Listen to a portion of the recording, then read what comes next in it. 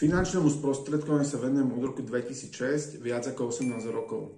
Ja a moji kolegovia v týme vám vieme pomôcť v oblastiach bývania, čiže hypotekárny úver, spotrebný úver, plán na vyplatenie úverov, alebo aj medziúver zo stavebnej sporiteľne, takisto s riešením zabezpečenia príjmu a úverov, čiže rizikové životné poistenie, následné poistenie, PZP, čiže povinné zmluvné poistenie na auto, havarijné poistenie, cestovné poistenie osôb, ak idete napríklad lyžovať alebo na dovolenku, takisto poistenie pre podnikateľov. Následne vám vieme pomôcť v oblastiach dôchodku, čiže druhý pilier, tretí pilier, štvrtý pilier v rámci investovania a prípravy renty na dôchodok, nakoľko je potrebné si vytvárať aktíva a prípravu dôchodku.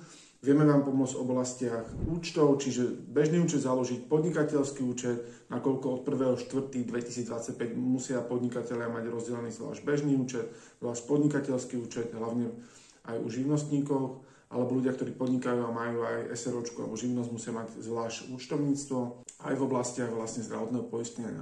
Takisto vám vieme komplexne pozrieť na všetky zmluvy vo finančnej sfére, a odborne vám posúdiť, kde viete ušetriť na finančných produktoch alebo viacej aj zarobiť. Ak máte záujem o bezplatnú analýzu finančných produktov, ozvite sa mi, napíšte mi do komentára dole analýza, ja sa vám ozvem a dohodneme si online alebo osobné stretnutie. Krásny deň a všetko dobré.